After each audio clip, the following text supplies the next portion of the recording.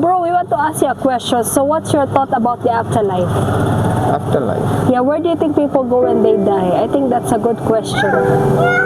Okay, about afterlife, I think heaven. Heaven? Nice. You believe in heaven. And how about hell? Yeah, if there is heaven, there is hell. So I There's also believe hell, huh? Yeah, because you know why I'm asking that? Of course, there's a death statistics that says that 150,000 people die in one day. 54 million people die in 1 year. And there's a Bible verse that says, it is appointed for a man once to die, and after that the judgment day. Have you ever heard that verse? Yeah. It says there's an appointment time that we will all stand before God, and that appointment cannot be cancelled. Yeah. See? So you will face God on the day of judgment. We will all face God on the day of judgment. So the question is, how are you going to make it on that day? So how is your eternity? Where will you spend eternity? So the question is, are you a good person? Where do you think you'll go when you die? I think. Do you consider yourself to be a good person? Yeah. Yes? Okay, let's put it to test. Because the Bible says we have to examine ourselves if we are in the faith. Sawa? So bro, how many lies have you told in your life? Have you ever lied?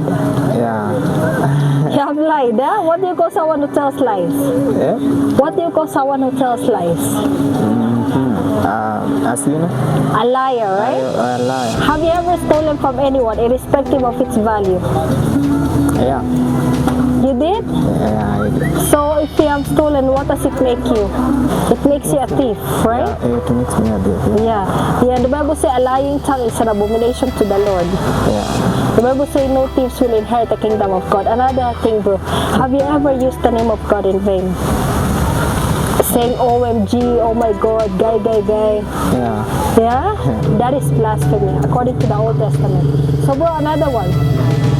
Jesus say, whoever look at a woman and lust after her have already committed adultery with her in his heart. Have you ever looked at a woman with lust? You know, lust, sexual desire. Yeah. Yeah, right? So most men are guilty of that, even women. And Jesus say you just look at someone with sexual desire, it's already adultery at heart. That is a very serious sin also in the sight of God. Bro, another one, have you ever killed someone? No. You never killed someone, eh? No. So how about this? Have you ever hated someone? Hated. Yeah. You did, eh? Yeah. Jesus say, if you hated your brother, if you hated someone, you're already a murderer at heart. Can you imagine that? So you see, God's standard is very high. If you hated someone, that makes you already a murderer at heart. So bro, I'm not judging you, Chris, but according to your own admission, you're a liar, you're a thief, you're a blasphemer, an adulterer at heart, a blasphemer, and a murderer at heart. If God judged you by those commandments on the day of judgment, will you be innocent or guilty? I'll be guilty. You'll be guilty like the rest of us, right? Because the Bible says there's none good, not one. Yeah. The Bible says for all have sinned and fall short of the glory of God. Will you go to heaven or hell?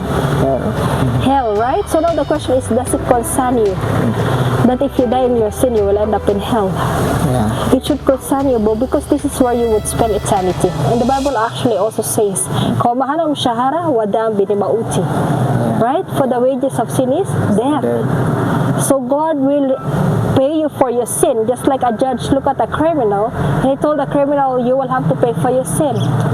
Because God is a God of justice. And every time we sin against God, we have earned the wrath of God that will be revealed on the day of judgment. That's why the Bible say, no liar, no fornicators, no drunkards, no thieves, no liars will inherit the kingdom of God, but they will have their part on the lake of fire. The Bible also says each man will give an account of himself to God for the things done in the body, whether good or evil. So there will be an account that we will all stand before God. We will give an account of ourselves to God. We will face God on the day of judgment. So the question, bro, is since you have sinned, you have heard that we have all sinned against God, and the penalty for that is death. What do you think God did for you and me so we will not end up in hell? Any idea? Because there's something special that He did for us. He died on the cross, right? Yeah. So the thing is, most people know that, but they don't know this. So listen to this, okay? If you listen to this one, it will change everything for you, okay? So remember the 10 Commandments? It's called the moral law. You and I broke God's law. Jesus paid the fine for us. That's what actually happened on the cross. Because 2,000 years ago, God was rich and mercy and He provided a Savior for us. So that on the day of judgment we can be set free. Why? All because of His Son Jesus. He gave His life as a punishment for the sins of the world. He took that punishment for us. So the Bible says that His life became a ransom for us. His blood was shed for us. He became that fine for us. It's like, bro, in the court of law. Let's say, Chris, you are taken to the court of law because you have done a crime. Yeah. And someone says someone paid for his fine. Don't take him to committee. It's the same thing. Jesus paid the fine for you and me, so that on the day of judgment you can be set free. All because of what Jesus did on the cross. Because before He died, He says it is finished. The debt that you and I owe God has been paid. That's why the Bible says that God demonstrates His love for us, that while we were yet sinners, Christ died for us. For God so loved the world, right? He gave His one and only Son. Whoever believes in Him should not perish but have everlasting life. Now the question, Chris, is, since you have seen that we have all sinned against God, and that Jesus sacrificed His life for you and me, the question is, when will you make your life right with God? When will you repent and put your trust in Jesus? Okay. Because the Bible says unless one is born again, it cannot inherit the kingdom of God. And from today. From today, right? Wow, thank you for honesty, bro. Yeah. That is very important, and I'm happy to know that you are willing to, repent and put your trust in Jesus. Repentance is turning away from the love of sin and turning to God for salvation. Yeah, so, bro, can I pray with you? Very, very, very fast, okay? Let's pray. Heavenly Father, thank you, Lord, for Brother Chris. Thank you, Lord, for his humility, for his time to even listen to your word. Such a humble guy.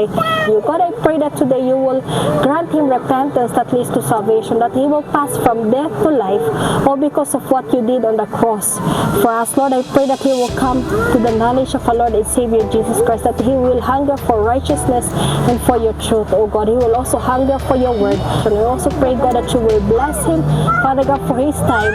Father God, that your purpose will prevail for his life. For the glory and honor of your name we pray. Amen.